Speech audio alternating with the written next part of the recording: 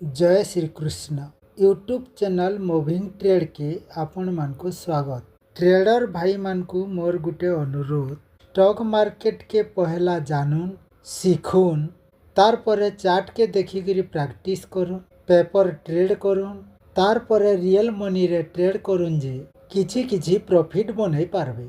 आज आमे सीखमा stock market रे केन ठाने काना करवार कथा, केन ठाने काना नहीं करवार कथा। इटा हला trading view platform, Nifty spot chart, hourly time frame, गुटे गुटे कैंडल 1 घंटार ई चार्ट ने मते भी जहा दिसुछि आपण मानकु भी ताहा देखा जाउछि। स्मार्ट ट्रेडर मानकु भी सेटा दिसुछि, ऑपरेटर की भी सेटा दिसुछि। तो ई चार्ट के देखी करी केन ठाने काना करमा, केन ठाने बाइंग करमा, केन ठाने सेलिंग करमा सेटा आमर उपरे निर्भर। भल भावे मार्केट के सीखी करी आमे जदि बाय सेल करमा तो प्रॉफिटेबल ट्रेडर है पारमा। मार्केट रे चार्ट जहा बतौछि ई एरियाटा हैला सपोर्ट एरिया आउ ई एरियाटा हैला रेजिस्टेंस एरिया। अर्थात सपोर्ट रे मार्केट रे आमे काना करमा, रेजिस्टेंस एरिया रे काना करमा। आपण माने हुए तो अलग बहुत जानी थिबे,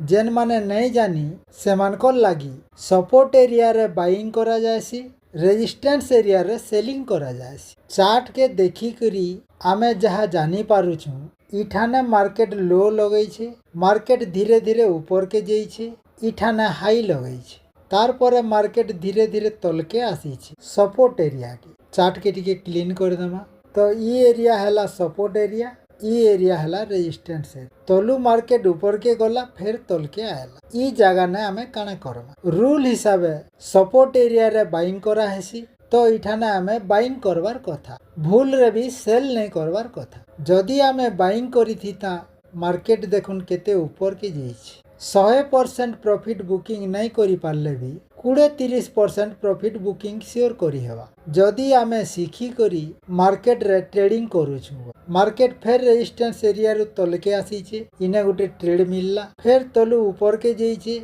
इने गुटे ट्रेड मिलला, फिर ऊपरू तल के आसी छे, इने गुटे ट्रेड मिलला। आमको 4टा ट्रेड मिलला, सेटा पुनी प्रॉफिटेबल ट्रेड माने बिना स्टॉप लॉस रे आमे प्रॉफिट करिछु। जदि मार्केट रे सपोर्ट एरिया रे सेलिंग करबार पड़वा तो आमे केंता करी जानमा। सेथिर लागी वीडियो के शेष तक देखो, चैनल के सब्सक्राइब करूँ, वीडियो के लाइक टे करी शेयर करूँ। जेते बेले भी नुआ नुआ वीडियो अपलोड हेबा आपण माने पहला नु देखी पारबे।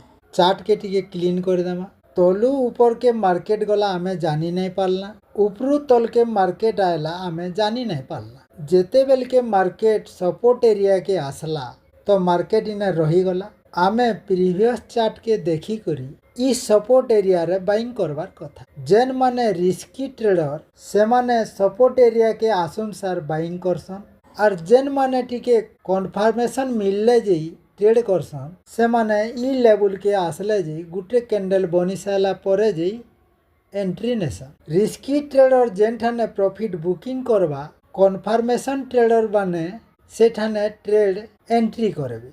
सेथिर लागी रिस्की ट्रेडर के प्रॉफिट अधिका मिलसी, जेन माने कन्फर्मेशन पर एंट्री नेसन से मानकु टिके कम प्रॉफिट मिलसी। आपण माने केन ट्रेडर कमेंट सेक्शन रे कमेंट करी बताबे।